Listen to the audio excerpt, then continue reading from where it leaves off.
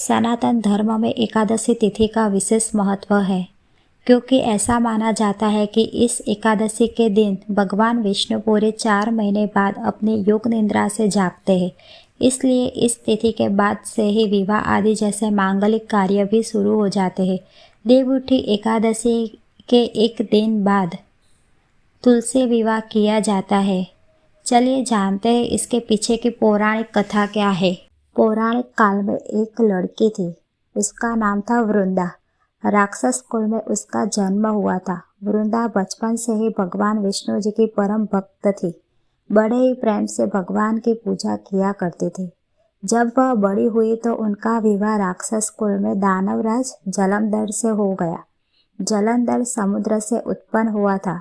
वृंदा बड़ी ही पतिव्रता स्त्री थी, सदा अपने पति की सेवा किया करती थी। एक बार देवताओं और दानवों में युद्ध हुआ। जब जलंधर युद्ध पर जाने लगे तो वृंदा ने कहा, स्वामी, आप युद्ध पर जा रहे हैं।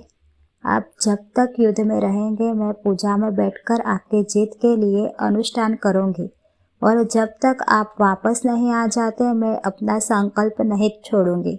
जलंधर तो युद्ध में चले गए और वृंदा व्रत का संकल्प लेकर पूजा में बैठ गई। उनके व्रत के प्रभाव से देवता भी जलंधर से ना जीत सके। सारे देवता जब हारने लगे तो भगवान विष्णु जी के पास गए।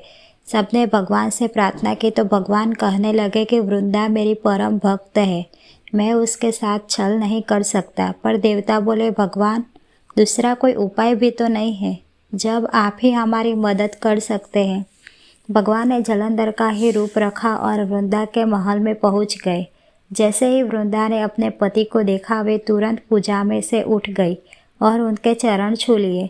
जैसे ही उनका संकल्प टूटा, युद्ध में देवताओं ने जलंधर को मार दिया और उसका सिर काटकर अलग कर दिया।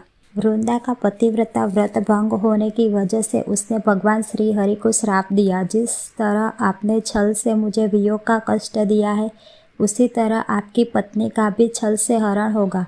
साथ ही आप पत्थर के हो जाएंगे और उस पत्थर को लोग शालिग्राम के रूप में जानेंगे। कहते हैं कि वृंदा के श्राप की वजह से भगवान विष्णु दशरथ के पुत्र श्री राम के रूप में जन्म लिया। फिर बाद में उन्हें सीता हरण के वियोग का कष्ट झेलना पड़ा। धार्मिक कथा है कि वृंदा पति के वियोग को सहन नहीं कर पाई और सती हो गई। कहा जाता है कि वृंदा की राख से जो पौधा उत्पन्न हुआ उसे भगवान विष्णु ने तुलसी नाम दिया, जिसके बाद भगवान विष्णु ने यह प्रण लिया कि वे तुलसी के बिना भोग ग्रहण नहीं करेंगे। इसके साथ ही उनका विवाह शालिग्राम से होगा। मान्यता है कि जो कोई श्रद्धापूर्वक तुलसी विवाह संपन्न कराएगा उसका वैवाहिक जीवन खुशियों से भरा रहेगा।